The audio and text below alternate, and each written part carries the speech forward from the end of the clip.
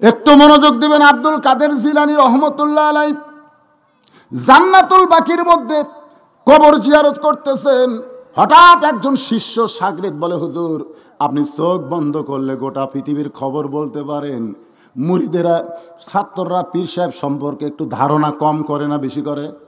এজরকান কম করে না বেশি করে? মানে সম্মান দিবার যায়া অতি ভক্তি। মানে এক পীর সাহেব এরকম চিরুনি দিয়ে দাড়ি হাসাবার গেছে, একটা দাড়ি উঠে পড়েছে, চিরুনি দিয়ে হাসি পড়ে গেছে। মুরিদ চিন্তা করে, এই দাড়ির উপর কেউ যদি পাও দেয়, না আমার বাবার দাড়ি, এরা কেউ পাও দিয়ে খুঁজলে বদনাম হবে, দরকার নেই। ওই দৌড়ে যে দাড়িটা তুলে চুমা খায়া বাড়িতে নিয়ে গেছে। বাড়ির যা লাল কাপড় দিয়ে ওই দাড়ি পেছে তাকের উপরে থুয়ে লেগে রাখছে, হুজুরের দাড়ি মোবারক। এই দাড়িকে প্রতিদিন সকালবেলা একবার করে সালাম দেয়, দুইবার করে চুমা খায়। মিন শারিল ওয়াসওয়াসিল খান্নাস, ওর ভিতরে খান্নাস ধোকা দিছে যে দাড়ি যত্ন করার কারণে তোর বরকতের দরজা খুলিছে। তো এখন পীর সাহেব 10,000 মুরিদ নিয়ে একদিন এরকম ওয়াজ করতেছে। ওই পাগলা সাইড এসে বলতেছে, আমার হুজুরকে আপনারা চিনেন? যদি চিনতেন। পীর সাহেব কয়, কি খবর স্যার?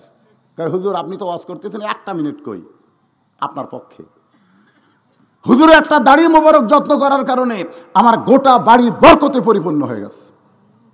তখন সমস্ত মুরিদ কয়, আমরাও দাড়ি নেব। পীর সাহেব মনে মনে চিন্তা করে, অতি ভক্তি দেখাবার যায় এখন কি হলো? সমস্ত মুরিদ কয়, হুজুর আমরাও দাড়ি নিব। পীর সাহেব বলতেছে, দাড়ি হাঁচড়ানোর পরে যদি পড়ে তাহলে তোমরা নিও। কয়, অত ধৈর্য আমাকে নাই, এখনই চাই। বলে, কিভাবে নিবা? বলে, না দিলে আমরা জোর করে দাড়ি উঁকড়া নিব। এখন এক পীর 10,000 মুরিদ পীরক পাড়া ফেলে দিয়ে যত দাড়ি আসলো সব দাড়ি উকড়ায় নিয়ে সবাই একটা করে ভাগ করে নিয়ে চুমা খায়। বলে, হুজুরের দাড়ি মোবারক। হুজুর গালে হাত দিয়ে দেখে রক্ত দিয়া গোটা গাল ভিজে গেছে। এরকম পীরের ব্যাপারে কতগুলো মুরিদ অতিরঞ্জিত আছে না নাই? যেরকম আছে না না? তাহলে সমস্বরে সকলে জবান খুলে বলবো, রব্বানা লাকাল হামদ হামদান কাসীরান তাইয়িবান মুবারাকান ফিহি। আমরা এমন এক আল্লাহর প্রশংসা করলাম যে আল্লাহ রুহের জগতে, আমাদের অতীত একটা জগৎ ছিল, সে জগতের নাম হলো আলমে রুহু, রুহের জগৎ।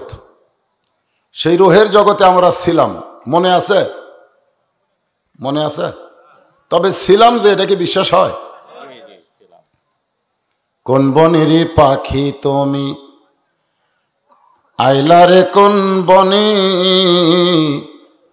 আবার কোন বনেতে যাইতে হবে পড়ছে নাকি মনে। আমরা যারা শুধু বর্তমানকে নিয়ে চিন্তা করি,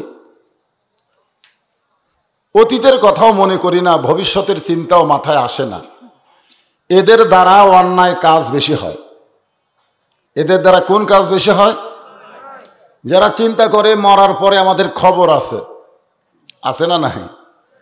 যদি ফুলগুলো হয় অভিমানে ঝরে যায়, আমি মালা গেথে বলো কারে পরাবো, সে যে কেন এলো না, কিছু ভালো লাগে না, কবরে আসুক তারে।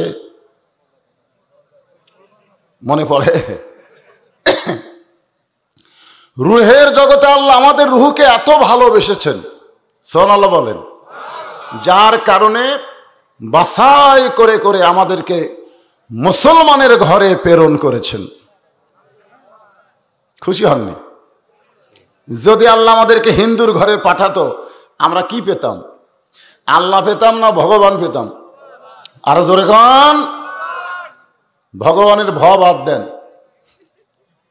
গবানের কোন অর্থ ডিকশনারিতে নাই।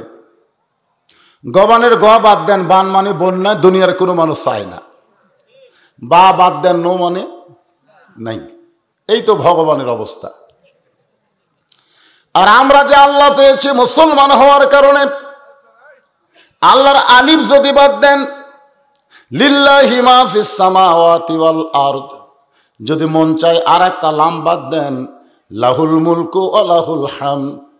যদি মন চায় আর একটা লাম বাদ দেন, হুয়াল্লাহুল্লাযী লা ইলাহা ইল্লাহু। আল্লাহর কোনো কিছু বাদ দিলে আল্লাহ বাদ যায় না। মুসলমানের আল্লাহ সদা বিরাজমান, জোরে কোন ঠিক কিনা?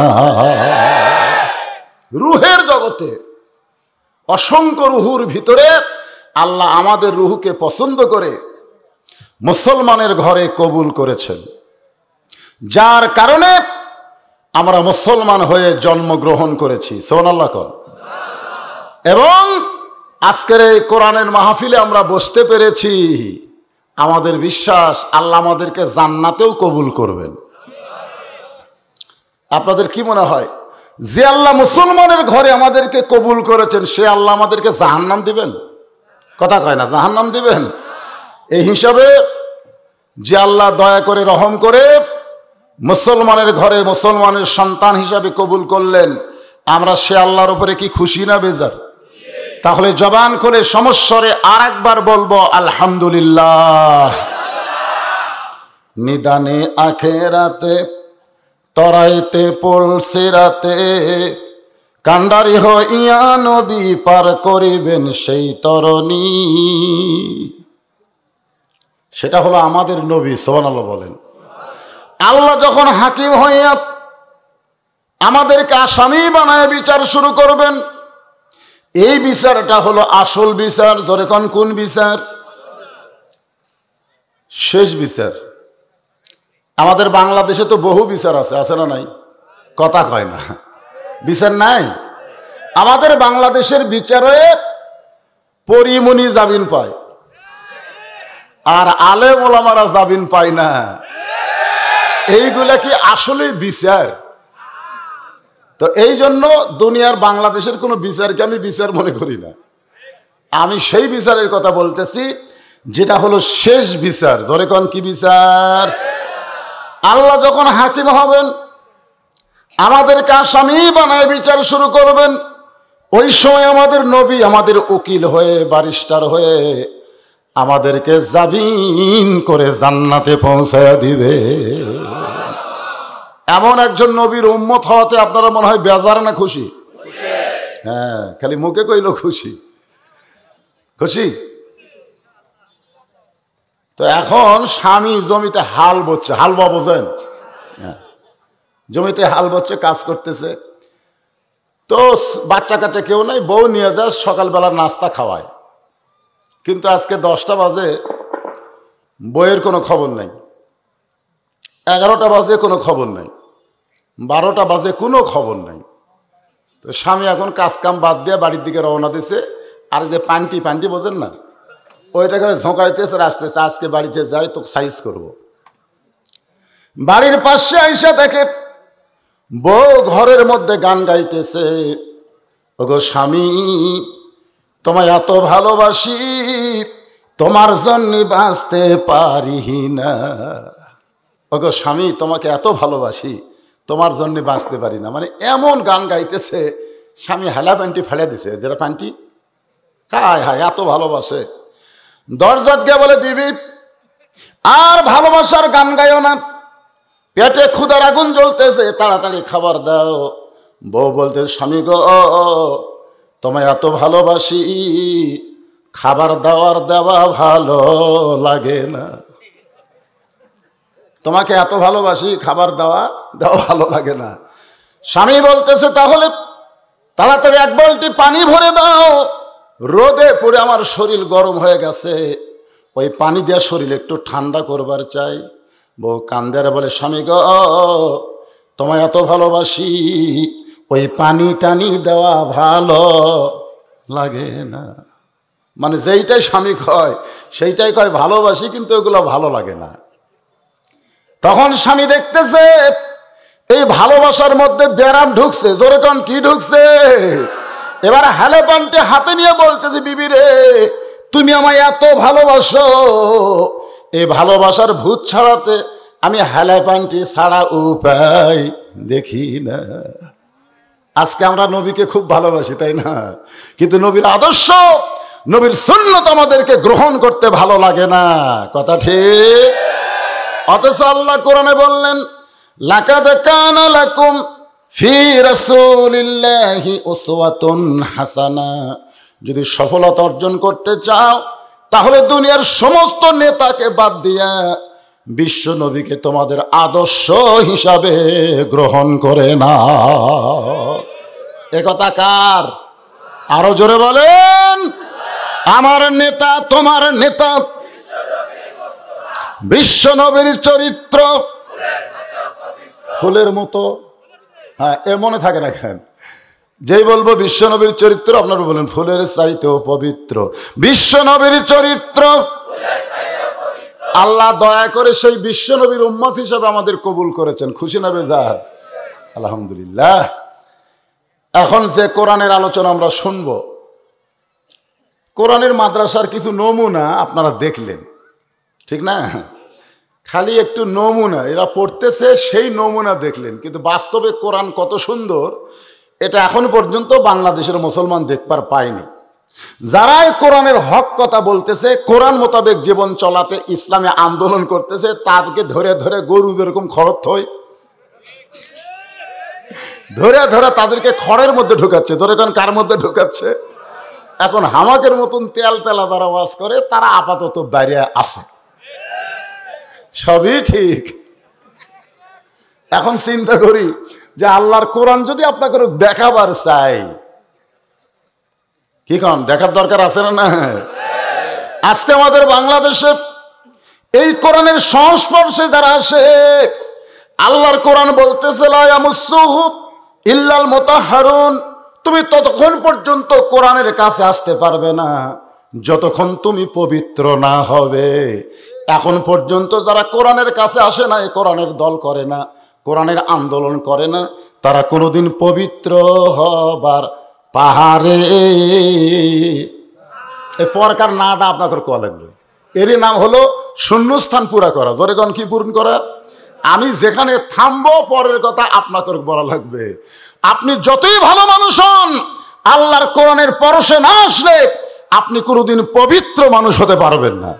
কারণ এই কোরআন ধরবার গেলে খালি যাকে ধরবেন, আসেন ধরেন তো, আসেন না, ওযু লাগবি, ওই পেশাব করে পানি লাগবি, তখন গোসল লাগবে। খালি ওযু দিয়ে শরীর পাক হয়? এখানে অনেক মানুষ থাকতে পারে যারা গোসল ছাড়া শরীর পাক হবি না। ধরে কোন কথা ঠিক কি না ভাই রে? আহা, যেই কোরআনের আমরা তাফসির শুনবো, এই কোরআনে কোনো ধোঁকা, যেই কোরআনের তাফসির আমরা শুনবো, এই কোরআনে কোনো গোজামিল, এই কোরআনে কোনো সন্দেহ নাই। তিনবার বললেন নাই নাই নাই। ফেরেশতা বলতেছে আল্লাহ যারা তিনবার নাই নাই কইল, এদের রেজাল্ট কি? আল্লাহ বলতেছে এদের রেজাল্ট হলো এদের জীবন থেকে জাহান্নাম নাই করে দিলাম। আপনি কি মনে করতেছেন এই কোরআনের পক্ষে কথা বলে আপনি জাহান্নামে যাবেন? আপনারা তিনবার নাই কয়ে কোরআনের পক্ষে করলেন না বিপক্ষে করলেন? কিন্তু যারা নাই শব্দ উচ্চারণ করেনি, মানে আমার পিছন দিক থেকে নাই শব্দ শোনা গেল না, যারা নাই শব্দ উচ্চারণ করে নাই, ফেরেশতা কলম খাড়া করে আছে। আল্লাহ বলে কলম খাড়া কেন? কয় আল্লাহ এরা তো মুখ খোলে না, আমরা কি লিখবো? আল্লাহ বাম কান্দের ফেরেশতাকে বলতেছে লেখ। বাম কান্দের ফেরেশতাকে আল্লাহ কিছু কয়নি তো লিখবো কি? আল্লাহ বলতেছে ও না করলে কি হবে, আমি বলতেছি লেখ বোবা শয়তান। জোরে কান কি শয়তান? আমাদের বাংলাদেশে বোবা শয়তানের সংখ্যা বেড়ে যাওয়ার কারণে অন্যায়ও দিন দিন বাড়তিছে। জোরে কোন কথা ঠিক কিনা? স্বামী হয়ে বইয়ের কাছে বোবা শয়তান, বউ স্টার জলসা দেখে, হিন্দু করে নাটকের পূজার মধ্যে হরি হরি রাম রাম লো লো লো লো করতেছে, আর স্বামী বোবা শয়তান হয়ে মুখ বন্ধ করে আছে। এরকম স্বামী আছে না নাই? জোরে কোন আছে না নাই? নিজে ফজরের নামাজ সামনে কাতার আদায় করে, আর 22 বছরের ছেলে ঘরের মধ্যে ঘুম পাড়ে। ছেলেকে একটাবারও বলতে পারে না এই শয়তান মুয়াজ্জিন আজান দিয়েছে আমি মসজিদে যাই, তুই যাস না কেন? এই কথা যারা সন্তানের সামনে বলতেছে না, এরাই হলো বোবা শয়তান। জোরে কোন কথা ঠিক কিনা? হ্যাঁ, বোবা শয়তান, কথা কয় না, কথা বলা লাগবে না।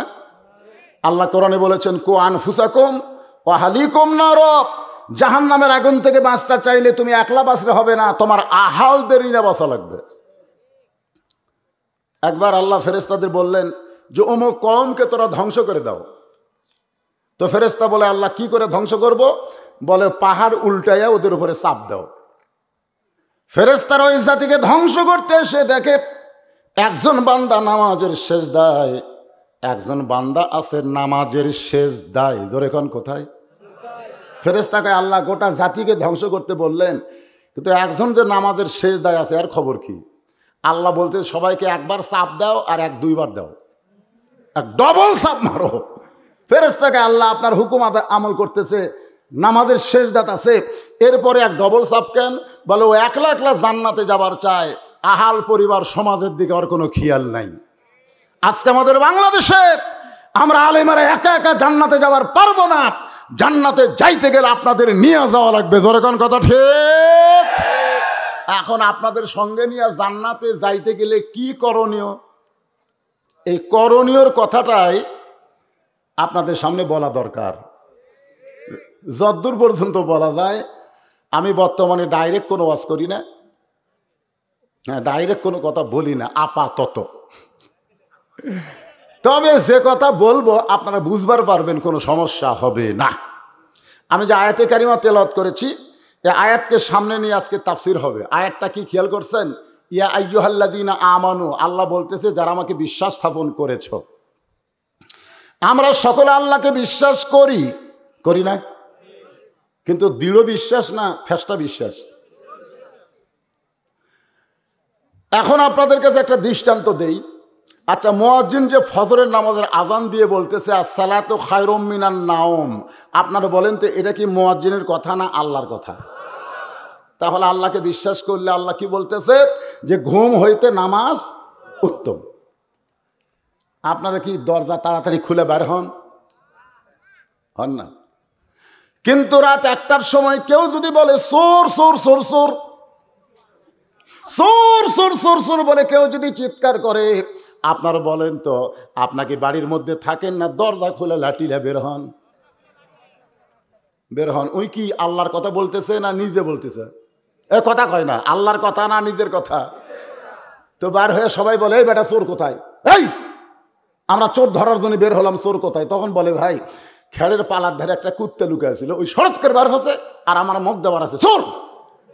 এই কথা বলার পরে তো আমার ঘুরে বার পারিনি ভাই রে। আয় হাই রে, একটা লোক মিথ্যা কথা বললো, তার কথা বিশ্বাস করে আমরা লাঠি নিয়ে বের হলাম রাত 1টায়, আর মুয়াজ্জিন আল্লাহর কথা বলতেছে, তার কথা ঠিক মতো বিশ্বাস করতে পারলাম না। কেউ যদি বলে হুজুর আমি বিশ্বাস করছি কিন্তু নামাজ পড়িনি, এলাকা সম্পূর্ণ ভুয়া কথা। আল্লাহ কোরআনে বলেন, অমিনান নাসি মাইয়াকুলু আমান্না বিল্লাহি ওয়া বিল ইয়াউমিল আখিরি ওয়া মা হুম বিমুমিনিন। আল্লাহ আয়াতের মধ্যে কি বলতেছে? আল্লাহ বলতেছে আখিরাতকে বিশ্বাস করে, পরকালকে বিশ্বাস করে, আল্লাহকে বিশ্বাস করে। আল্লাহ বলতেছে ওমা হুম বিমুমিনিন, তারা মুমিন নয়। এখন তারা মুমিন যদি না হয় তারা কি? ইয়া আইয়ুহাল্লাযীনা আমানু, এই ছেলেরা, এই যুবকেরা সবাই খেয়াল করে কথা শোনো। এমন সব হচ্ছে বুঝলেন, বক্তার ওয়াজের খেয়াল নাই, ওরকে খেয়াল খালি মোবাইল। একেবারে এরকম মোবাইল দিয়ে ফ্রি ফায়ার পাবজি খেলতেছে রাস্তার ধারত বসে। ওই রাস্তা দিয়ে একটা কুত্তে যাচ্ছে, কুত্তে চিন্তা করে, কুত্তারও চিন্তা আছে তো, আমি দৌড়াদৌড়ি করি ক্ষুধার অন্বেষণে, আর এই বেটা এইভাবে বসে আছি কে রে। অনেকক্ষণ দেখার পরে কুত্তে যায় লাগ দেয়া সঙ্গীছে, আর পিঠে লাগ দেয়া সঙ্গে দেখে ওই লড়েও না সরেও না, একেবারে ব্যস্ত হয়ে আছে। তখন কুত্তে রাগ করে একেবারে ঠ্যাং তুলে মেরে দিছে, পেশাব করে দিছে। ও তখন তাকায় দেখে কুত্তে গেল। হায় হায় রে। যুবক যারা আসো, একটু মনোযোগ দিয়ে খেয়াল করে কথাগুলো শোনো। ইমানদারকে লক্ষ্য করে আল্লাহ বললেন, যারা ইমান গ্রহণ করেছো তাদেরকে আল্লাহ বললেন আত্তাকুল্লাহ, ভয় করতে হবে কাকে? আরো জোরে জোরসে বলুন। নেতাকে, এমপিকে, মন্ত্রীকে, প্রধানমন্ত্রীকে, পুলিশকে, র্যাবকে। দেখছেন, প্রথম যখন কিছু ভয় করতে হবে কাকে, তখন কিন্তু সবাই জোরে করছেন আল্লাহকে। যেই পর থেকে নেতা, এমপি, মন্ত্রী, তখন ওই ডাউন হয়ে গেছে, ডাউন। সর্বনাশ কথা রে। মসজিদের মধ্যে 1200 টাকার জুতা নিয়ে ঢুকতেছে। মুয়াজ্জিন জিজ্ঞাসা করে কার ভয়? আল্লাহর ভয়ে। আল্লাহর ভয়ে তো জুতা কেন? তখন কি আর ওই মেজাজ আছে? তখন মোশন ডাউন করে বলতেছে চোরেরও ভয়। তা আমরা বর্তমানে বাংলাদেশে কার ভয় করতেছি? আল্লাহর না চোর? ডাকাত না বাটপার? একটু মনোযোগ দিয়ে শুনবেন। ইমানদারের 1 নম্বর আমলের কথা আল্লাহ বললেন আত্তাকুল্লাহ, ভয় করতে হবে আল্লাহকে। এরপরে আল্লাহ বললেন হাক্কা তুকাতিহি, শুধু ভয় করলে হবে না, নিয়ম মোতাবেক ভয় করা লাগবে। আল্লাহর হুকুম মানতে হবে, নবীর তরিকা মোতাবেক চলা লাগবে। যেরকম কার তরিকা? গত রাত হলো শবে বরাতের রাত। যেরকম কিসের রাত? মাগরিবের নামাজ পড়ে নাই, এশার নামাজ পড়ে নাই, রাত 10টার সময় গোসল করে মসজিদের মধ্যে ঢুকছে, ফজরের আগে বার হয়ে গেল, ফজরের নামাজও পড়লো না, হিসাব দিল 110 রাকাত নফল নামাজ পড়ছি। কি ভয়, কি ভয়! মাগরিব এশা নাই, ফজর নাই, 110। আর নবীর তরিকার মধ্যে আছে, নবীর তরিকায় আতিউল্লাহ আতিউর রাসূল। খুব খেয়াল করবেন, হাক্কা তুকাতিহি মানে আল্লাহর হুকুম, নবীর তরিকা। তুমি যদি নবীর তরিকা বাদ দিয়ে চিশতিয়া তরিকা, কাদরিয়া তরিকা, নকশবন্দি তরিকা, মুজাদ্দিদ তরিকা, এত তরিকার কোনো দরকার নাই। মুসলমান যদি সরাসরি জান্নাতে যাবার চাও, তাহলে নবীর তরিকা আমাদের গ্রহণ করা লাগবে। মাতা কুমুর রাসুলু ফাখুযুহু, খুব খেয়াল করবেন, মাতা কুমুর রাসুলু ফাখুযুহু। আমার নবী যেটা করেছেন, আমার নবী যেটা করে নাই, যতই ভয় করে করেন কাম হবে। কোন কাম হবে? ফজরের নামাজের পরে নবী তাকায় দেখে এক সাহাবী বসে আছে সামনে কাতারে, মানে নামাজ শেষ করে। নবী কিন্তু 2 ওয়াক্ত, ধরে কোন কয় ওয়াক্ত? 2 ওয়াক্ত নামাজের সালাম ফিরে সাহাবীর দিকে মুখ ঘুরে। একটা হলো ফজর, একটা আসর। তো ফজরের পরে তাকায় দেখে একজন সাহাবীর চোখ 2টা রক্তের মতো লাল। আল্লাহ নবী কিন্তু শুধু নবী ছিলেন না, নবী আবার বিশ্ব নেতা। সুবহানাল্লাহ কন না কেন? আমরা মসজিদের ইমাম, আমাকে আর কোনো দায়িত্ব নেই, আমরা খালি নামাজ পড়াই আর চলে যাই। কিন্তু আল্লাহ নবী শুধু নামাজ পড়ায় না, পড়ানোর পরে আবার মুসল্লির দিকে খেয়াল করেন।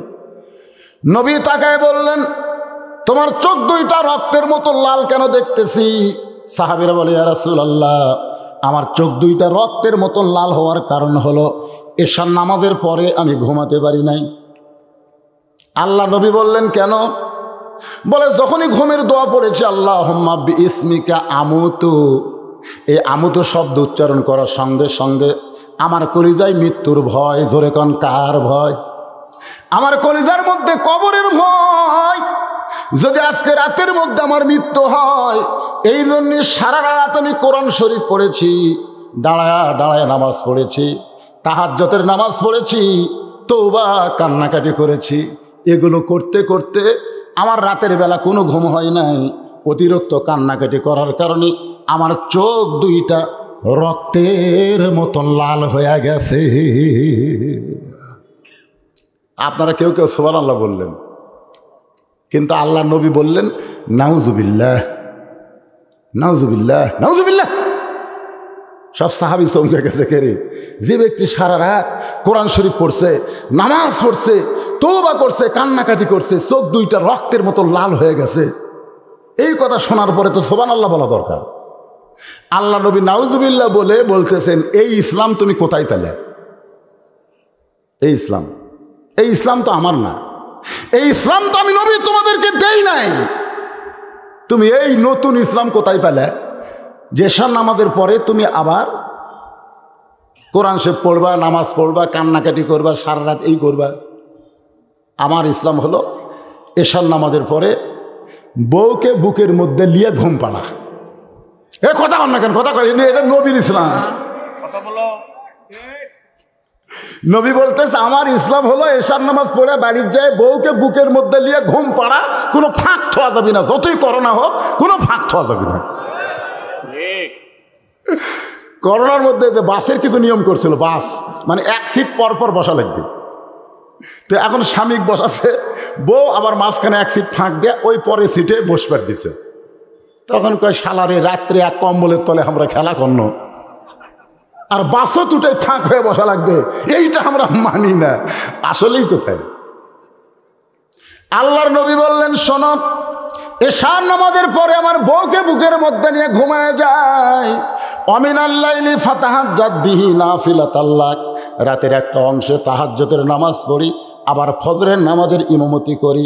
তোমরা শোনো, এশার পরে ঘুমিয়ে যাবে, তাহাজ্জুদ যদি নাও পড়তে পারো, ফজর যদি জামাত ধরো, তাহলে সারা রাত আল্লাহর ইবাদতের মধ্যে শামিল হবে। এটা কার ইসলাম? এটা নবীর ইসলাম, নবীর তরিকা। আর তুমি নতুন তরিকা, মাগরিব এশা পড়নি, 10টার সময় ঢুকে 110 রাকাত, ফজরে আজান দেওয়ার আগে শালারা বার হয়ে গেল, আর মুসল্লি পাওয়া গেল না। আত্তাকুল্লাহ, ভয় করতে হবে কার? হাক্ক তুকাতিহি। শুধু ভয় করলে হবে না, নিয়ম মতো ভয় করা লাগবে। আমি একজন লোককে বললাম, ভাইজান আপনার বউ গোটা পাড়া ঘরে, পাড়ার লোকেরা আপনার বউয়ের দিকে টাস টাস করে তাকায় থাকে, আপনি বলেন তো আপনার বউটা যখন মারা যাবে তখন আপনি কয়টা কাপড় দিবেন? না না, ওনাকে বলতেছি যে আপনার বউ যেভাবে পাড়াময় ঘুরতেছে, পাড়ার লোকেরা আপনার বউয়ের দিকে খুব তাকায় ভাই রে। আমি যে একটা হুজুর মানুষ, আমারও চোখ যায় না, যেটা সত্য কথা। হাক্কা তুকাতিহি খুব বোঝে না, আয়াতের তাফসীরটা বোঝাচ্ছে আপনাদের। তা আপনার বউ যদি হঠাৎ মারা যায় তাহলে কয় কাপড় দিবেন? তখন বলতেছে, না হুজুর আমার বউ মরবে কেন? আরে যদি মরে, মরবে কেন মানে এখনকার মানুষের ধারণা করোনা যখন হয়নি তাহলে আর মরবি না। করোনা যদি মরে তাহলে কয় কাপড় দিবেন? বলে 5 কাপড় দিব। আমি বললাম, মরার পরে 5 কাপড় কেন দিবেন? কারণ তখন তো আপনার বউকে কেউ দেখবে না, এখন সবাই দেখতেছে, এখন 5 কাপড় দেওয়া লাগবে। হাক্কা তুকাতিহি মানে নারীদের জন্য বলতেছি, মা পর্দা আপনাদেরকে মানতে হবে। আমি আসার সময় দেখলাম অনেক মেয়ের আজকের মাহফিল আসতেছে, তারা বারবার সালুবালু করতে, সালুবালু বগলার ভাষা, এদিক তাকায় এদিক তাকায়, তাদের সোপা খোপা সব দেখা যায়। অকরনা ফি বুয়ুতিকুন্না ওয়ালা তাবাররুজনা তাবাররুজাল জাহিলিয়াতিল উলা। রে মেয়েরা, তোমরা ঘরের মধ্যে থাকো, তোমরা ঘরের বাহির হও না। কোনো প্রয়োজনে যদি ঘরের বাহির হও তাহলে হেজাব পর্দা নিয়ে বের হওয়া লাগবে। হুকুম কার? আব্দুল কাদের জিলানী রহমতুল্লাহর নাম শুনছেন? শুনছেন? উনি একদিন শাগরিদদের নিয়ে জান্নাতুল বাকি কবর জিয়ারত করতেছেন। জান্নাতুল বাকি, জান্নাতুল বাকি কোথায় অবস্থিত? আল্লাহ নবীর রওজার পাশে সবচাইতে বড় গোরস্থান, যে গোরস্থানের মধ্যে 10,000 সাহাবী রয়েছে। সুবহানাল্লাহ কোন? সেই গোরস্থানের মধ্যে আব্দুল কাদের জিলানী রহমতুল্লাহ আলাইহি যখন কবর জিয়ারত করে, কবর জিয়ারত আপনারা কিভাবে করেন? আমরা কিভাবে করি?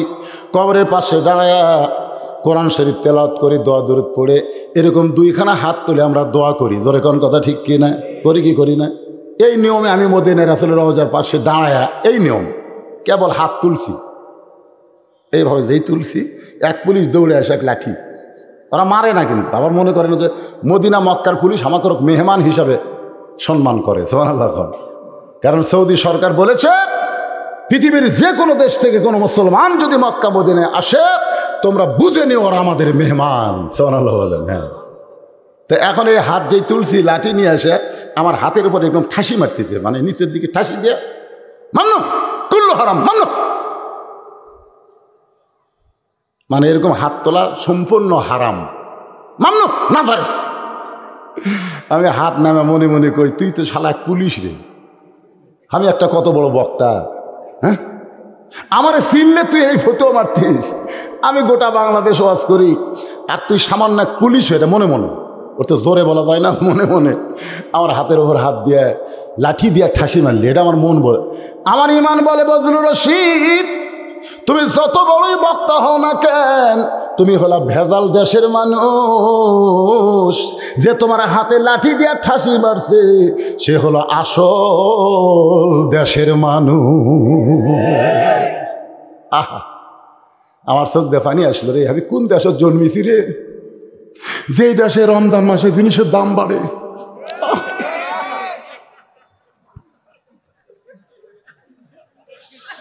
ভাই কোন দেশের জন্ম নিছি ভাই রে। একটু মনোযোগ দিবেন। আব্দুল কাদের জিলানী রহমতুল্লাহ আলাইহি জান্নাতুল বাকির মধ্যে কবর জিয়ারত করতেছেন। হঠাৎ একজন শিষ্য শাগরিদ বলে, হুজুর আপনি চোখ বন্ধ করলে গোটা পৃথিবীর খবর বলতে পারেন। মুরিদেরা, ছাত্ররা পীর সাহেব সম্পর্কে একটু ধারণা কম করে না বেশি করে? এজরকান কম করে না বেশি করে? মানে সম্মান দিবার যায়া অতি ভক্তি, মানে এক পীর সাহেব এরকম চিরুনি দিয়ে দাড়ি হাসাবার গেছে, একটা দাড়ি উঠে পড়েছে, চিরুনি তো হাসি পড়ে গেছে। মুরিদ চিন্তা করে এই দাড়ির উপর কেউ যদি পাও দেয়, না আমার বাবার দাড়ি, এরা কেউ পাও দিয়ে খুঁজলে বদনাম হবে, দরকার নেই। ওই দৌড়ে যে দাড়িটা তুলে চুমা খায়া বাড়িতে নিয়ে গেছে। বাড়ির যায় লাল কাপড় দিয়ে ওই দাড়ি পেঁচে তাকের উপরে থুয়ে লেগে রাখছে, হুজুরের দাড়ি মোবারক। এই দাড়িকে প্রতিদিন সকালবেলা একবার করে সালাম দেয়, দুইবার করে চুমা খায়। মিন শারিল ওয়াসওয়াসিল খান্নাস, ওর ভিতরে খান্নাস ধোকা দিছে যে দাড়ি যত্ন করার কারণে তোর বরকতের দরজা খুলিছে। তো এখন পীর সাহেব 10,000 মুরিদ নিয়ে একদিন এরকম ওয়াজ করতেছে। ওই পাগলা সাইড এসে বলতেছে, আমার হুজুরকে আপনারা চিনেন? যদি চিনতেন। পীর সাহেব কয় কি খবর চাস? কয় হুজুর আপনি তো ওয়াজ করতেছেন, একটা মিনিট কই আপনার পক্ষে।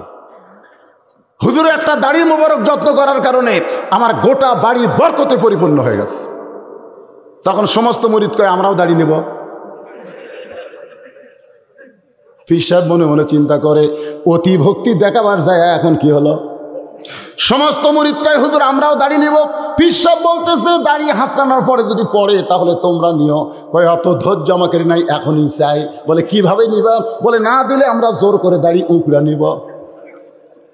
এখন এক পীর 10,000 মুরিদ পীরক পাড়ে ফেলে দিয়ে যত দাড়ি আসলো সব দাড়ি উকড়ে নিয়ে সবাই একটা করে ভাগ করে নিয়ে চুমা খায়। বলে হুজুরের দাড়ি মোবারক। হুজুর গালে হাত দিয়ে দেখে রক্ত দিয়া গোটা গাল ভিজে গেছে। এরকম পীরের ব্যাপারে কতগুলো মুরিদ অতিরঞ্জিত আছে না নাই? যেরকম আছে না? হ্যাঁ। একজন মুরিদ বলে হুজুর আপনি চোখ বন্ধ করলে গোটা পৃথিবীর খবর বলতে পারেন। আপনি একটু চোখ বন্ধ করে দেখেন তো এই জান্নাতুল বাকির কোন জায়গায় ফাতেমার কবর? কোন জায়গায় কার কবর? একটু চোখ বন্ধ করে দেখেন কোন জায়গায় ফাতেমার কবর। আব্দুল কাদের জিলানী ছোট্ট বাচ্চার মতন কান্না শুরু করে বললেন, এই জান্নাতুল বাকির মধ্যে মা ফাতেমার কবর আছে, কিন্তু কবরটা কোন জায়গায় এটা কিয়ামত পর্যন্ত বলা যাবে না। সমস্ত মুরিদ বলে হুজুর জান্নাতুল বাকির মধ্যে ফাতেমার কবর আছে, কিন্তু কবরটা কোন জায়গায় কেন বলা যাবে না? আব্দুল কাদের জিলানী বললেন ফাতেমা হলো জোহরা। জোরে কোন ফাতেমা কি? জহুরা। একটু মনোযোগ দিবেন। খাতুনে জান্নাত ফাতেমা তো জহুরা। আমার যে মায়ের আজকে লাইনের পর লাইন ধরে হাজার হাজার নারীর এসেছে, পর্দার অন্তরালে বসেছে, ওই মা বোনদের জন্যে হাক্কা তোকাতিহি বুঝাইতে গেলে এই জহুরা নিয়ে একটু ওয়াজ করা দরকার। কারণ মা বোনেরা যদি ভালো হয়ে যায় আমাদের আর কোনো টেনশন নেই। এখনকার মায়েরা কি করে জানেন? বাচ্চা কাচ্চা যখন খাবার চায় না তখন মোবাইলের গেম খেলা মুখের সামনে দেয়। এই দেখো গেম খেলা দেখো। গেম খেলা দেখে আর পক পক করে ওই খেলা দেখা ব্যস্ত হয়ে গেছে, এদিকে মুখের মধ্যে ঢুকে দিচ্ছে। ওই এক হাত থালি খাওয়ার পরে ওই বুঝবারই পারেনি যে পেটের মধ্যে ঢুকছে। আর আগেকার মায়েরা বলতো আল্লাহুম্মা বারিক লানা ফিমা রাযাকতানা ওয়াকিনা আযাবান্নার, বিসমিল্লাহি আলা বারাকাতিল্লাহ বলে সন্তানের মুখে খাবার দিত। আর এখনকার মায়েরা মোবাইলের গেম দিয়ে সন্তানদের খাওয়ায়। ঠিক কথা কন না? আপনাদের ঘরের খবর আপনার বুঝতে পারতেছেন না? কোনো ছেলে যদি কান্দে, বাচ্চা যদি কান্দে, তখন মা কয় যা এই মোবাইলে যা যা, কান্না বন্ধ করার জন্য মোবাইল দেয়। ও এখন মোবাইলে গেম খেলে, খেলা দেখতে দেখতে দু এক সময় টিভি পড়ে অন্য জায়গা তো যায়, জোরে কন যায় না, যাইয়া খালি চোখ মিটি মিটি করতেছে আর দেখতেছে। শোনেন, 8 বছর 7 বছর 5 বছর ছোট বাচ্চাদের সামনে যদি মোবাইল দেন আর ওরা যদি ভিডিও গেম খেলা দেখে, ওদের 21 থেকে 22 বছরে গেলে ওদের চোখের অসুখ হবে, তখন আর ঠিক মতো দেখতে পাবে না। আমি মায়েদের বলবো, মা একটু মনোযোগ দিয়ে শোনেন। সমস্ত মুরিদরা বলে হুজুর জোহরা মানে কি, জোহরা মানে কি একটু আমাদের বুঝায় দেন। আব্দুল কাদের জিলানী বললেন, এই জোহরা মানে যদি তোমরা শুনতে চাও তাহলে একটু ব্যাখ্যা বিশ্লেষণ শুনতে হবে। হাক্কা তুকাতিহি ওয়ালা তামুতুন্না ইল্লা ওয়া আনতুম মুসলিমুন। আল্লাহ বলতেছেন তোমরা মৃত্যুবরণ করো না, এটা আমাদের জন্য আল্লাহ বলতেছে তোমরা মৃত্যুবরণ করো না যতক্ষণ পর্যন্ত তোমরা মুসলমান না হবে। আমরা কোন ঘরে জন্ম নিয়েছি? ধরে কোন ঘরে? মুসলমানের ঘরে জন্ম নেওয়ার পরে আল্লাহ বলতেছে মুসলমান না হয়ে মরো না। তার মানে বোঝা গেল মুসলমানের ঘরে জন্ম নেওয়া সহজ, কিন্তু মুসলমান হয়ে মরা আরো জোরে কন। এই উঠব শুরু হলো কেন? এরা কোন জাতের রে?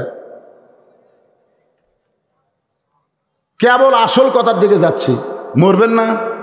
মরবেন না? মনে হচ্ছে মরবি না, মশান মারতেছে। মরবি না? মুসলমান না হয়ে যদি মরেন তাহলে আমাদের অবস্থা কি হবে? আর মুসলমান হয়ে যদি মরতে পারি আমাদের মৃত্যু হবে না। আমাদের জন্য অফতিহাত আবওয়াবুহা ওয়া ক্বালা লাহুম খাযানাতুহা সালামুন আলাইকুম তিবতুম ফাদখুলুহা খালিদিন। আব্দুল কাদের জিলানী বললেন, এশার নামাজের পরে হযরত আলী, নাম কি, ঘরের মধ্যে ঢুকছে। ঘরের মধ্যে ঢুকে দেখে ঘরও সুন্দর, হাসান হোসেনকে সুন্দর করে সাজায় রাখছে। মা ফাতেমা সুন্দরী। আল্লাহ নবী বলেছেন আমার ফাতেমাকে আল্লাহ এত সুন্দরী বানাইছে, জান্নাতের হুরেরা দেখলে হুরেরাও পর্যন্ত লজ্জিত হবে। সুবহানাল্লাহ কোন রাখেন। তাহলে ফাতেমা কি সুন্দরী কম না বেশি? আজকালকার মেয়েরা মনে করে কালো মেয়ে, অসুন্দরী মেয়েরা বোরকা পরবে। পরিমণি বোরকা পরবে কেন? পরিমণি লঙ্গি ড্যান্স মারবে, যুবকের মাথা নষ্ট করবে। আমি অনেক যুবককে বলছি, যুবক সবচাইতে সুন্দরীকে? বলে আমার চোখে পরিমণি, কারণ পরিমণি বেশি কাপড় খুলেছে আর যুবকের কাছে সুন্দরী মনে হয়। আসলে যে মেয়েরা বেশি বেশি বেপর্দা হবে এরা সুন্দরী না, এরা হলো শিলা কলা ব্রয়লার মুরগি। জোরে কোন কথা ঠিক কি না? ব্রয়লার মুরগি আপনাকে কেমন লাগে? কথা না। আর শিলা কলা কিনা খান। জোরে কোন কিনা খান? একটু মনোযোগ দিয়ে শুনবেন। মা ফাতেমা সুন্দরী সাইদা গুইদা বসে আছে। হযরত আলী ঘরের মধ্যে গিয়ে আল্লাহর শুকর আদায় করতেছে। কারণ কোনো পুরুষ মানুষ যখন ঘরের মধ্যে যায় আর ঘরের মধ্যে গিয়ে যদি ঘরের সব কিছু সুন্দর দেখতে পায়, আপনি বলেন তো পুরুষ মানুষের মন খুশি হয় না বেজার হয়? কিন্তু ঘরের মধ্যে জিয়া দেখে কম্বল আউলা ঝাউলা, বালুসারটা ওয়ার খোলা, কুল বালুস খাটের তলে পড়ে আছে, খেতা আর্ধেক তুলা আর্ধেক পাড়া আছে। বউয়ের দিকে তাকায় দেখে বউ এটি কালি ভরাত আছে, এটি হলুদ ভরাছে, গোটা গাও খালি ঘামে দুর্গন্ধ হয়ে গেছে। সন্তানের দিকে তাকায় দেখে এক সন্তান কাঁদতেছে, আর এক সন্তান ভাত খাচ্ছে, গোটা মুখটুক সব মাকে গেছে। এগুলো মরদ মানুষ দেখে কি কয়, আল্লাহ রাস্তায় ভালো, ঘরের মধ্যে ঢুকে আমার যেন গজব শুরু হলো। রাস্তায় যখন কোনো মেয়ে মানুষ দেখে তখন কলজা ভরে দেখে এটা কার বউ রে, এটা কার বউ রে, এত সুন্দরী। কিন্তু ঘরের মধ্যে যায় নিজের বউয়ের দিকে তাকাইলে দেখবার মন চায় না। হযরত আলী আল্লাহর শুকর আদায় করে বলে, আল্লাহ আমার ঘরও সুন্দর, হাসান হোসেনও সুন্দর, আমার বউটাও সুন্দর। এমন সময় আলহামদুলিল্লাহ বলে যখন শুকরিয়া আদায় করে, সঙ্গে সঙ্গে ফাতেমা দুইটা সন্তানকে বলে, বাবা তোমার বাবার সঙ্গে আমার গোপন কিছু গল্প আছে, তোমরা দুই ভাই একটু অন্য ঘরে যাও। যেই মাত্র বলেছে হাসান হোসেনকে, তোমার বাবার সঙ্গে আমার গোপন কিছু গল্প আছে, তোমরা দুই ভাই একটু অন্য ঘরে যাও। হাসান হোসেন মুস্কি মুস্কি হাসতেছে। মুস্কি মুস্কি হাসার কারণ হলো, কারণ মা সাইদা গুইজা বসে আছে কার জন্যে? জোরে গান, কার জন্যে? বাবার জন্যে। আর এখন বাবা ঘরের মধ্যে আসার সঙ্গে সঙ্গে মা যখন বলতেছে, বাবা তোমরা অন্য ঘরে যাও, তোমার বাবার সঙ্গে আমার গোপন কিছু গল্প আছে, হাসান হোসেন বুঝবার পারছে, মুস্কি মুস্কি হাসতেছে। এই জন্য আল্লাহর নবী বলেছেন, তোমাদের সন্তান 2 বছরের বেশি যখন বয়স হবে, তখন সন্তান ঘরের মধ্যে থাকা অবস্থায় স্বামী স্ত্রী কোনো মহব্বত করতে পারবে না। স্বামী স্ত্রী মহব্বত করলে ওরা বুঝবার পারবে। হাসান হোসেন যখন 2 ভাই অন্য ঘরে যায়, সঙ্গে সঙ্গে মা ফাতেমা ঘরের দরজা বন্ধ করে দেয়। আপনার বলেন তো, সন্তান 2টাকে অন্য ঘরে পাঠায় দিয়ে বিবি যদি দরজা বন্ধ করে, তাহলে স্বামী খুশি হয় না বেজার হয়? খুশি হয়। কিন্তু যারা দেওয়াল টোকা বোঝেন না, ওই প্রসাদ বাজারে যায়, দেওয়ালের দিকে এতিমের মতন চাই আস, তো আর তাকানোর দিকে আমিও তাকালাম, ফের কি লেখা আছে, ইন্ডিয়ান হারবাল। কি লেখা আছে? Indian herbal. 2 মাস যদি কোর্স কমপ্লিট করেন, বড় হবি, মোটা হবি, কাঠগুলা সোজা হবি। নাউজুবিল্লাহ বলা মন চায় না? এই যুবকেরা, মরদ মানুষ তুমি, পুরুষ মানুষ তুমি, কোরআনের মাহফিলে বসেছো তুমি, আজকে কোরআন থেকে এমন একটা ওষুধ তোমাদের হাতে দিয়ে দেব, আর ইন্ডিয়ান হারবাল খাওয়া লাগবে না। অনুনাজ্জিলু মিনাল কোরআনি মা হুয়া শিফাউ ওয়া রাহমাতুল লিল মুমিনিন। এই কোরআনকে মুমিনদের যাবতীয় রোগের ঔষধ হিসাবে আল্লাহ নাজিল করেছে। সুবহানাল্লাহ। কোরআনের কাছে না ইন্ডিয়ার কাছে? ইন্ডিয়ার কাছে যাবা? ইন্ডিয়া সব পুরুষ মানুষ বউ দরজা বন্ধ করলে খুশি হয় না, অনেকে টেনশনে পড়ে। ধরে কোন ঠিক কি না? কিন্তু মা ফাতেমা যখন দরজা বন্ধ করেছে, হযরত আলী তখন মুস্কি মুস্কি হাসতেছে। মুস্কি মুস্কি হেসে 2টা হাত বিবির দিকে বাড়ায় দিছে। মা ফাতেমা দৌড়ে গিয়ে স্বামীর বুকের মধ্যে মাথা রাইকে ফোঁপায় ফোঁপায় কাঁদতেছে। আলী বলে, ফাতেমা কান্দো কেন? বলে, কান্দার কারণ হল আর কোনোদিন ঘর সাজাবার পারবো না, আর কোনোদিন হাসান হোসেনকে সাজা দেবার পারবো না, আর কোনোদিন নিজের সাইজা গইজা আপনার সামনে দাঁড়াবার পারবো না, কারণ আজকে গভীর রাত্রে ফাতেমার মৃত্যু হবে। যেই মাত্র কইছে আজকে গভীর রাত্রে ফাতেমার মৃত্যু হবে, গাছের গোড়া কাটলে গাছটা যেমন ঠাস করে পড়ে যায়, হযরত আলী তেমনি পড়ে গেলেন ঘরের মাঝে। যত বড় আসাদুল্লাহিল গালিব হোক না কেন, মৃত্যুর কথা মানুষকে দুর্বল করে দেয়। জোরে কোন কি করে দেয়? আল্লাহ বলেছেন, লা তামুতুন্না, মৃত্যুবরণ করো না ইল্লা ওয়া আনতুম মুসলিমুন, যতক্ষণ তোমরা মুসলমান না হবে। মুসলমান হয়ে যদি আমরা মরতে চাই, রে আল্লাহর বান্দারা, আত্তাকুল্লাহ হাক্কা তুকাতিহি, এই 2টা শব্দের ব্যাখ্যা বিশ্লেষণ আজকে আপনাদের সামনে করব। আর আমার মা বোনদের জন্য আলোচনা করতেছে, একটু মনোযোগ দিয়ে শোনেন। ফাতেমা আস্তে করে স্বামীর মাথাটা উরাতের উপরে নিয়ে কপালে একটা চুম্বন দিয়ে বলে, স্বামী গো, এমন করে আপনি কাঁদবেন না, কারণ আসলে যাইতে হবে। আপনারা বলেন তো, এর চাইতে সত্যি কথা আছে? আসলে, সবাই বলেন, আসলে যাইতে হবে। এখন 6 তলা 1.5 লাখ টাকার খাট, 12,000 টাকার কম্বল ওরে তা মানে দিয়ে কয়, আমার বাড়ি, আমার ঘর, আমাক নামাইকে কয় না।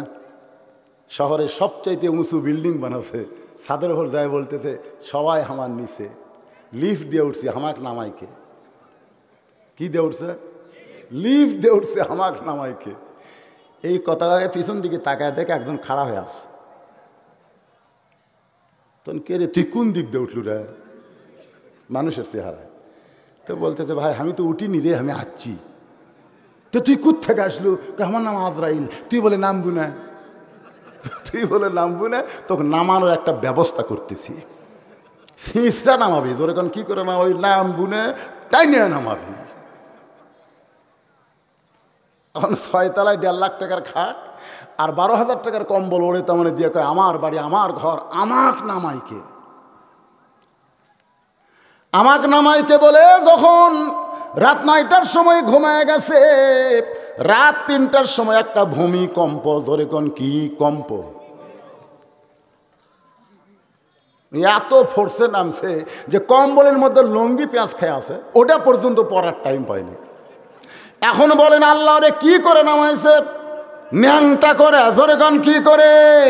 তাহলে অহংকারী কোনো কথা যারা মানুষ তারা বলবে না, তাদের নরম কথা হলো আসলে যাইতে হবে। সবাই বলেন আসলে। কখন যাবেন? চলতে পথে 2 দিন থামিলাম, যাবার কালে একজন আরো দেখা না পাইলাম। ও আমার সাদের মালা যাইরে ছিঁড়ে, রইব না আর বেশি দিন তোদের মাজারে। যে কোনো সময় যদি আমাদের মৃত্যু হয়, তাহলে আমরা কি হয়ে মরব? এতক্ষণ ধরে আয়াতের কি বুঝতেছেন? মুসলমান হয়ে জোরে কেন আমরা কি হয়ে মরব? মুসলমান হয়ে যদি মরতে চাই তাহলে একটু মনোযোগ দেন। এত ঘন ঘন ওঠা বসা করেন না। মা ফাতেমা স্বামীর মাথাটা উরাতের উপরে নিয়ে কপালে একটা চুম্বন দিয়ে বলে, স্বামী গো, এমন করে আপনি কাঁদবেন না, কারণ আসলে যাইতে হবে।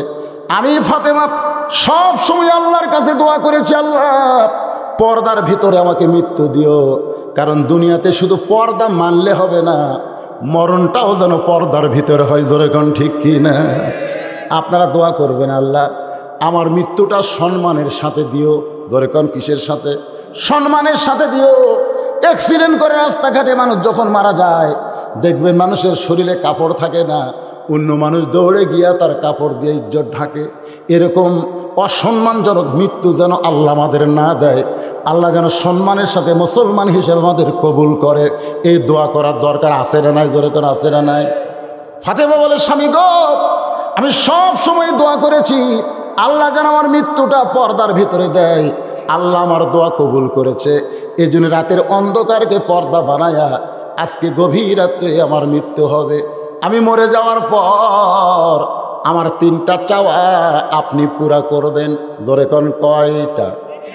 আলী কান্দার বলে, ফাতেমা গরিব ছিলাম বলে দুনিয়ার জীবনে কিছুই চাইলা না, গরিব ছিলাম বলে দুনিয়ার জীবনে কিছুই চাইলা না, চাইলে কষ্ট পাবো এই জন্য তুমি চাইলা না, মরার পরে তুমি কি চাইবা ফাতেমা? এ মায়েরা, কি বলতেছে? কি বলতেছে স্বামী? যে গরিব ছিলাম বলে দুনিয়ার জীবনে কিছুই চাইলা না, চাইলে কষ্ট পাবো। অনেক বউ আছে দেখবেন যখন তখন চাই, চাই কি চাই না, যখন তখন চাই না, খেয়ালই করে, খেয়ালই করে না যে স্বামী কি অবস্থায় আছে। এখন সব টাকায় ইরির জমি চলে গেছে, ঠিক না? ধান কাটুক, একটু বাজার দর বাড়ুক, তখন দিবি না, যেরকম দিবে কি দিবে না। কিন্তু কতগুলো মেয়ে এই জিনিসটা খেয়াল করে না। আলী বলতে যে ফাতেমা দুনিয়ার জীবনে তুমি কিছুই চাইলা না, চাইলে কষ্ট পাবে। একদিন গভীর রাত্রে হজরত আলী ঘুম থেকে চেতন পাইছে। চেতন পাওয়ার পর থেকে ফাতেমা নাই। ধরে কোন কে নাই? হজরত আলী চমকে গেলেন। হাসান হোসেন ঘুম পাড়তেছে। আমার বউটা ফাতেমা আমার কাছে ঘুমাইছিল, সেই ফাতেমা কোথায় গেল? দরজাত গিয়ে তাকায় দেখে ফাতেমা মরুভূমির মধ্যে কালো চাদর গায়ে দিয়ে খুব দ্রুত গতিতে হাঁটতেছে। হজরত আলী সন্দেহ হয়ে গেল, আমার ঘরের মধ্যে ঘুমে রাইক আমার বউটা কোথায় যায়? পিছনে পিছনে রওনা দিছে। আল্লাহর নবী যে ঘরে ঘুমায় ওই জানলার পাশে ফাতেমা দাঁড়ায় গেছে। ফাতেমা বলে, বাবা একটু মেহেরবানি করে যদি ঘরের দরজা খোলেন। রাসূল ঘরের দরজা খুলে দিলে ফাতেমা যখন নবীর ঘরে ঢুকেছে, এমন সময় হজরত আলী জানলার পাশে কানটা লাগায় দাঁড়ায় আছে। আল্লাহ নবী বললেন, ফাতেমা তুমি একা একা ঘরে কেন ঢুকলে? মা আলীকেও ঘরের মধ্যে নিয়ে আসো, আলীকেও ঘরের মধ্যে নিয়ে আসো। হয়তো আলী চমকে ওঠে, মনে মনে কয়, আমি জানলার কাছে এইটা নবী কেমনে জানলো? ফাতেমা বলে, বাবা আমি আমার স্বামীকে আনতে পারিনি বাবা, আমার স্বামী ঘুমের মধ্যে আছে। আমার ঘুমন্ত স্বামীকে আমি চেতন করতে সাহস পাইনি বাবা, আমি চোরের মতন একা একা এসে আপনি মেহেরবানি করে একটু ঘরের বাতি জ্বালান। রাসূল বলে ফাতেমা কি বলবি বল, মুখে মুখে বল, বাতি জ্বালান লাগবে না। ফাতেমা বলে বাবা আজকে বলবো না, আজকে একটু আপনাকে দেখাবার চাই। নবী যেই মাত্র ঘরে বাতি জ্বলাইছে সঙ্গে সঙ্গে ফাতেমা দুইটা হাত আল্লাহর নবীর দিকে বাড়ায় দেয়। নবী তাকায় দেখে হাতের তালু আছে কিন্তু চামড়া নাই। দুইটা হাড় গোস্তের টুকরার মতন রক্তের মতন লাল দেখতে পাই। সঙ্গে সঙ্গে নবী ঘরের কোনায় গিয়ে বলে মাবুদ, দুনিয়ার বহু ধনী ধনী যুবকেরা আমার কলিজার টুকরা ফাতেমার বিয়ের প্রস্তাব দিল, কিন্তু তুমি আল্লাহ এমন একটা গরিব আলীর সঙ্গে ঘটকালি করলে, আমার মেয়েটা বড় কষ্টে আছে আল্লাহ, আমার মেয়ের দুইটা হাত গোস্তের টুকরার মতন দেখা যায়। সঙ্গে সঙ্গে ফাতেমা মাথায় ঘোমটা দিয়া নবীর ঘর থেকে বাইরে যায়। রাসূল ডাকতে বলে ফাতেমা আমি তো তোর বিরুদ্ধে কিছুই বলিনি মা, তুই কেন ঘর থেকে বাইরে যাস? ফাতেমা বলে বাবা দিবার পারবেন না ঠিক আছে, কিন্তু আমার স্বামীর বিরুদ্ধে আপনি বলবেন না। ওগো বাবা দরকার হলে না খেয়ে থাকবো, কিন্তু আমার স্বামীর বিরুদ্ধে কোনো কথা শুনবো না। আপনি বলেছেন আল্লাহর পরে কাউকে যদি সেজদা দেওয়ার হুকুম থাকতো তাহলে প্রত্যেকটা বউকে বলতাম স্বামীর পায়ে সেজদা দাও, কিন্তু আল্লাহ ছাড়া কাউকে সেজদা দেওয়া যাবে না। এই হাদিস দ্বারা ফাতেমা বুঝে নিয়েছে আল্লাহর পরে সবচাইতে দামি হলো ফাতেমার স্বামী। আলী আল্লাহর কাছে কান্দে